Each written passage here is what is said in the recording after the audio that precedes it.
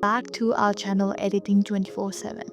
So in this video I'm going to show you how to change profile picture of Canva. It's quite simple. All you have to do is follow along.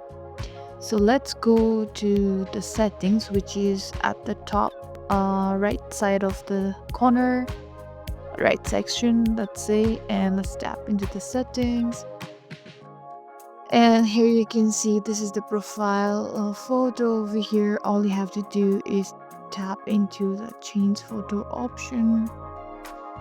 You can choose any of the from your file, or simply you can also remove.